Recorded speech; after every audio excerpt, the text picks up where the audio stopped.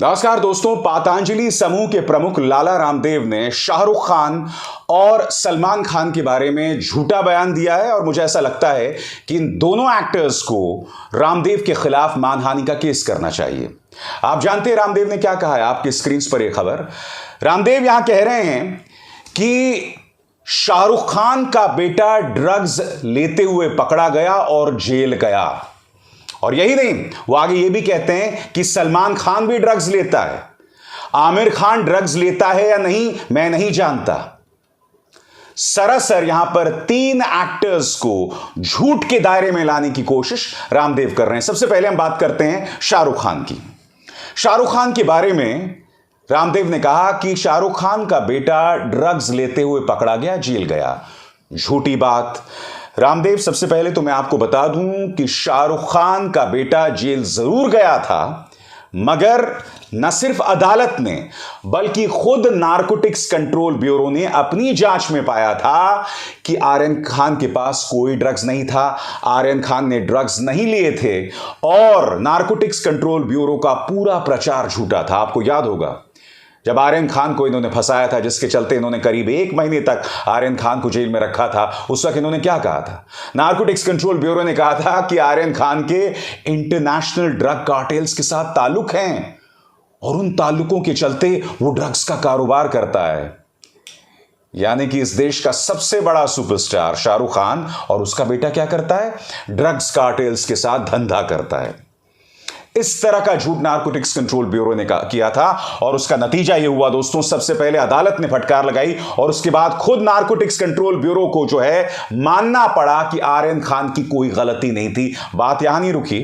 आपके स्क्रीन पर गरीबों का सिंघम समीर वानखेड़े, इसे धक्के मार के नारकोटिक्स कंट्रोल ब्यूरो के बाहर किया गया था। रामदेव, आपका जुबान पर कोई कंट्रोल नहीं है। जी हां, आप अपने पेट को, अपनी पूरी बॉडी को तो हिलाते रहते हैं योग में, आपको जुबान का भी योग करना चाहिए, क्योंकि आपका जुबान पर बिल्कुल भी काबू नहीं है। आप ये भी कह रहे हैं कि सलमान खान ड्रग्स लेता था। मैं समझना चाहता हूं, आप ये जो बात कह रहे हैं क्या यह तथ्यों पर आधारित है? कोई खबर पेश कीजिए जिसके आधार पर आप ये कह रहे हैं कि सलमान खान ड्रग्स लेता था। आप आमिर खान को भी उसके दायरे में ले आए। दोस्तों, रामदेव ने तमाम हदें पार कर दी हैं। दोस्तों, आपको याद होगा कोरोना के बीचों बीच इस आदमी ने 2 बातें कही थी। सबसे पहले, कायदे से इस बयानात के लिए इन पर कानूनी कार्रवाई होनी चाहिए थी। पहली बात, इन्होंने वैक्सीनेशन के खिलाफ, कोरोना वैक्सीन के खिलाफ बयानात दिए थे। कितना गंभीर बयान है, क्योंकि मोदी सरकार लगातार जनता से यह अपील कर रही थी कि आप कोरोना की वैक्सीन लीजिए, कोरोना की वैक्सीन लीजिए। यह आदमी खुलेआम कह रहा था कि भाई मैं तो नहीं लूंगा, और यही सीख ये अपने लाखों समर्थकों को दे रहा था। बात यहां नहीं रुकी। रामदेव ने एक और चीज कही थी। रामदेव ने हमारे डॉक्टर्स के बारे में झूठी अफवाह फैलाई थी कि कई जो सैकड़ों डॉक्टर्स हैं वो वैक्सीनेशन लेने के बावजूद जो है कोरोना से उनकी मौत हो गई। सरासर झूठी खबर।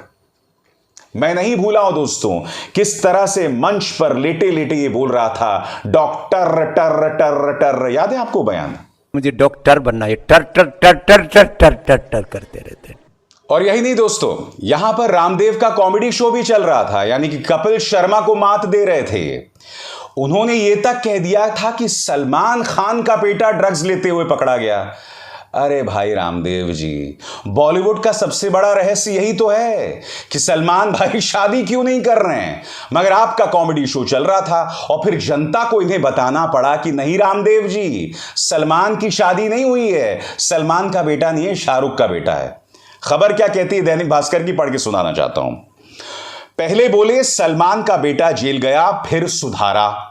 बाबा रामदेव ने नशे पर वार करते हुए अपने भाषण की शुरुआत की। पहला हमला उन्होंने बॉलीवुड पर ही किया। कहा बड़े बड़े फिल्म स्टार ड्रग्स ले रहे हैं, पूरी फिल्म इंडस्ट्री, बॉलीवुड नशे की गिरफ्त में है। आपने देखा होगा पिछले दिनों ड्रग्स लेते हुए सलमान खान का बेटा पकड़ा गया, वो जेल भी गया। बाबा रामदेव ने 2 बार सलमान का नाम लिया, फिर आसपास के लोगों ने उन्हें करेक्ट किया कि वो सलमान नहीं शाहरुख का बेटा था। इसके बाद रामदेव ने कहा कि शाहरुख का बच्चा ड्रग्स लेते पकड़ा गया, सलमान भी ड्रग्स लेता है। तो इस तरह से सलमान को घेरे में ले लिया। इससे पता चलता है दोस्तों कि यह व्यक्ति यानी रामदेव किस तरह से अनर्गल बयान दे रहा था। अब इनके मुंह से गलती से सलमान खान निकल गया। अब गलती से सलमान खान निकल गया, जनता आपकी बात पर हंस रही है, आपकी जग हंसाई हो रही है। अपनी जग हंसाई रोकने के लिए आपने बेवजह सलमान का नाम ले दिया, जबकि इस बात के ऐसे कोई प्रमाण मौजूद नहीं है कि सलमान खान कहीं पर ड्रग्स लेते हुए पकड़े गए होंगे। सबूत तो आर्यन के बारे में भी नहीं थे, मगर फिर भी उसने 1 महीने की सजा काटी। यानी कि रामदेव ने अपनी जग हंसाई बचाने के लिए, अपनी ईगो के लिए बेवजह सलमान को घेरे में ले लिया। क्या यह बात सही है? और सबसे बड़ी बात, क्या रामदेव को यह अधिकार है कि वो ड्रग्स के खिलाफ बयान दें? आप देखिए ना, उन्हीं के अपने जो साथी हैं बालकृष्ण, उन्होंने क्या कहा था आपके स्क्रीन पर। रामदेव की पतंजलि भारत में मैरिजुआना को वैध बनाना चाहती है। मैरिजुआना जो कि एक ड्रग्स है, ये चाहते हैं कि भांग की खेती को वैध किया जाए। यानी कि आप अपने धंधे को बढ़ाने के लिए और इस मैरिजुआना की खेती से आपको कोई व्यावसायिक फायदा हो रहा हो, उसके लिए आप ड्रग्स की खेती को भी जायज बनाना चाहते हैं, मगर दूसरी तरफ फिर आप ड्रग्स पर हमला बोल रहे हैं। मैं आपको पढ़ के सुनाना चाहता हूं दोस्तों कि बालकृष्ण ने दरअसल कहा क्या था। हाल ही में एक साक्षात्कार में पतंजलि के सीईओ आचार्य बालकृष्ण ने भारत में मैरिजुआना के वैधीकरण के लिए कहा था, आयुर्वेद में प्राचीन काल से भांग के कुछ हिस्सों, उदाहरण के लिए औषधीय प्रयोजनों के लिए उपयोग किया जाता रहा है, इसलिए हम विभिन्न फॉर्मुलेशन देख रहे हैं। हमें भांग के पौधों के लाभों और सकारात्मक उपयोगों पर विचार करना चाहिए। यह बात बालकृष्ण ने एक इंटरव्यू में कही। मैं पूछना चाहता हूं रामदेव जी से, यह कौन फैसला करेगा कि भांग की खेती को अगर जायज कर दिया जाए, मैरिजुआना की खेती को अगर जायज कर दिया गया, तो यह कौन फैसला करेगा कि सिर्फ उनके औषधीय चीजों से ही फायदा उठाया जाए जो वहां काम कर रहे हैं? हम यह कैसे तय कर सकते हैं कि वो लोग वहां पर ड्रग्स का नशा नहीं करेंगे या उन तमाम खेतों के जरिए अवैध कारोबार को जन्म नहीं मिलेगा? मैं आपको बतलाना चाहूंगा, सेंट्रल अमेरिका, साउथ अमेरिका में ऐसे कई देश हैं, कई ऐसे स्पेनिश मुल्क हैं जहां पर ड्रग्स की खेती जायज है और वहां पर बड़े पैमाने पर ड्रग्स का कारोबार होता है। वहां कई पीढ़ियां बर्बाद हो रही हैं, कई जो नस्लें हैं वो बर्बाद हो रही हैं। और रामदेव जी इस देश के अंदर मैरिजुआना की खेती को जायज करने की बात कर रहे हैं, और दूसरी तरफ सलमान, शाहरुख और आमिर खान पर अनर्गल बयान भी देते हैं। रामदेव जी, आपको थोड़ी सी भी शर्म नहीं आती है? आप शाहरुख खान के बेटे पर हमले बोल रहे हैं बगैर तथ्यों के। आपने सलमान पर टिप्पणी की बगैर तथ्यों के। मुझे तो ऐसा लगता है कि नशा आपको है, और वो है सत्ता का नशा। आपको सत्ता का नशा इस कदर है कि आप मेरे डॉक्टर्स की तौहीन करते हैं, आप मेडिकल साइंस की तौहीन करते हैं। आपने मेडिकल साइंस के बारे में कहा था कि इन लोगों ने बखेड़ा खड़ा कर दिया है, इन्होंने आतंक मचा रखा है। वो मेडिकल साइंस जिससे कई लोगों का इलाज हुआ है। आप खुद जब बीमार होते थे तो अस्पताल पहुंच जाया करते थे। आपके जो चेले चपाटे हैं, वो क्या नाम है उनका, बालकृष्ण, वो खुद अस्पताल में भर्ती हुए थे। बताइए ना, फिर आप क्यों उन्हें अस्पताल में भर्ती कराते हैं जब आपको मेडिकल साइंस फ्रॉड लगता है? आप मेरे डॉक्टर्स का अपमान करते रहते हैं, मेडिकल साइंस का अपमान करते रहते हैं, कोरोना वैक्सीन को लेकर भ्रामक बयान देते हैं, और अब आप ये बयान दे रहे हैं। और जब आपके इन अनाप शनाप बयानों को लेकर 2014 से पहले जो आपने वादे किए थे काले धन को लेकर, जब पत्रकार आपसे सवाल पूछते हैं तो आप कहते हैं मेरी पूंछ फाड़ लोगे। मैंने कहा था कि नहीं कहा था बाबा जी? मैंने कहा था पूंछ फाड़ेगा मेरी। सबसे पहली बात, पूंछ जानवरों की होती है रामदेव जी, इंसानों की नहीं। आप इंसान हैं, इंसानों की तरह बात कीजिए। मुझे अफसोस होता है कि एक जमाने में मैं आपको एक आदर्श माना करता था। अफसोस होता है रामदेव जी, क्योंकि आपकी हालत बद से बदतर हो गई है। और मैं आपसे एक सवाल पूछना चाहता हूं रामदेव जी, नशा किस आदमी को है? क्या नशा उस आदमी को था जो रात के बीचों बीच महिलाओं के कपड़े पहनकर अपने हजारों समर्थकों को रामलीला मैदान में छोड़ के भाग गया था? क्या नशा उसको था, या नशा उस आदमी को था जो मंच पर बैठकर डॉक्टर्स के बारे में अनाप शनाप बयान दे रहा था? बताइए। या नशा उस आदमी को था जब पत्रकार उससे जवाब मांगते हैं तो वो पलट के कहता है मेरी पूंछ फाड़ लोगे? नशा किसको था? सवालों के जवाब दीजिए, इन सवालों से मत बचिए। दोस्तों, हकीकत क्या है? नफरती प्रचार तंत्र कहीं ना कहीं 3 सितारों पर निशाना साध रहा है। शाहरुख खान, सलमान खान, आमिर खान। इन तीनों की फिल्मों को बॉयकॉट करने को लेकर ऐलान होते रहते हैं। अभी शाहरुख खान की पठान आ रही है। शाहरुख पर तो जिस तरह से निशाना साधा जा रहा है वो तमाम हदें पार कर दी गई हैं। उनकी फिल्मों पर निशाना तो साधा जा ही रहा है, उनके बच्चों तक को नहीं बख्शा गया।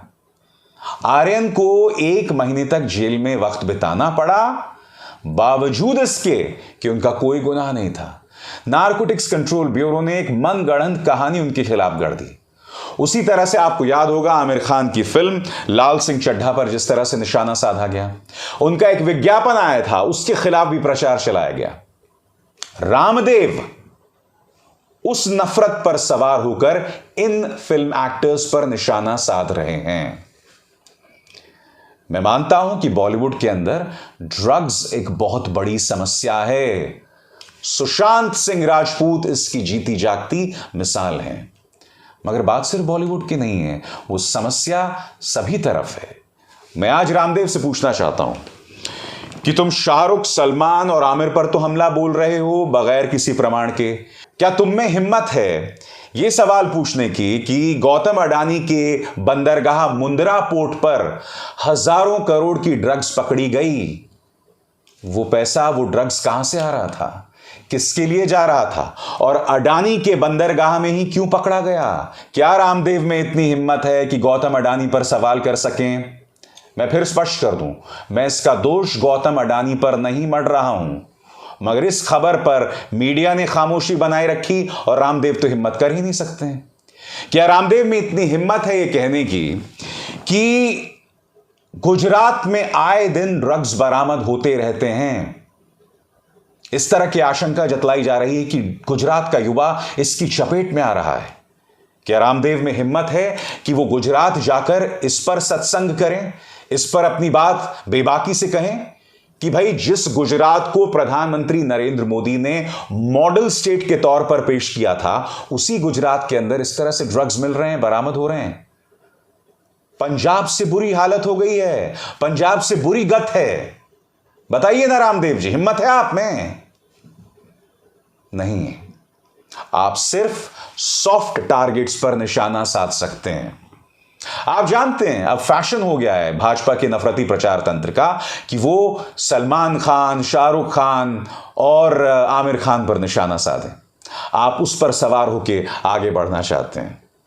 और इस मौके पर रामदेव ने जिन्ना को भी याद किया। क्या कहा आपके स्क्रीन्स पर? इस्लाम में कोई शराब पी ले तो उसे कहते हैं कि वो नापाक हो गया, लेकिन जिन्ना दारू पीता था वो मर गया, अच्छा हुआ। इस्लाम में शराब को लेकर सख्ती है तो वहां बीड़ी सिगरेट का नशा हावी हो गया है।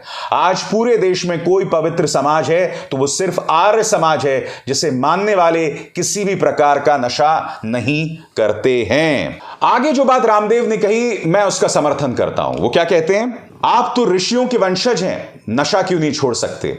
बाबा रामदेव आर्य समाज के मन से देश को नशा मुक्त करने का आह्वान कर रहे थे। उन्होंने कहा कि जब इस्लाम में शराब पीने वाले को नापाक कहते हैं तो आप फिर भी ऋषियों के वंशज हैं। आप शराब, ड्रग्स, सिगरेट और दूसरा नशा क्यों नहीं छोड़ सकते? आर्यवीर दल के युवा देश में जहां भी रहें वहां नशा मुक्ति के लिए अभियान चलाएं। बिल्कुल, आर्य समाज ने इस बात को बढ़ावा दिया है, नशा मुक्ति के खिलाफ उन्होंने अभियान चलाया है। और यह देश वाकई ऋषियों का देश है, इसलिए हम सबको ड्रग्स से, नशा से दूर रहना चाहिए। इसलिए रामदेव बहुत जरूरी हो जाता है कि आप मुद्दे पर फोकस्ड रहें। और मुद्दा क्या है? ड्रग्स के खिलाफ समाज की लड़ाई। इस लड़ाई में झूठ का सहारा मत लीजिए। इस लड़ाई में फूहड़ बातों का इस्तेमाल मत कीजिए। जिस तरह की फूहड़ बातें आप मेरे डॉक्टर्स के खिलाफ कहते थे, जिस तरह की फूहड़ बातें आप सलमान, शाहरुख और आमिर के बारे में कह रहे हैं, फूहड़ता से बचिए, सस्ती लोकप्रियता से बचिए। रामदेव, ऋषियों की बात कीजिए, आर्य समाज की बात कीजिए, बहुत अच्छी बात है। जिन्ना के बारे में भी जो आपने बात की वो तथ्यों पर आधारित है, मगर बाकी सारी बातें आपकी अन्य बातों की तरह फूहड़ हैं और उसके अलावा कुछ नहीं।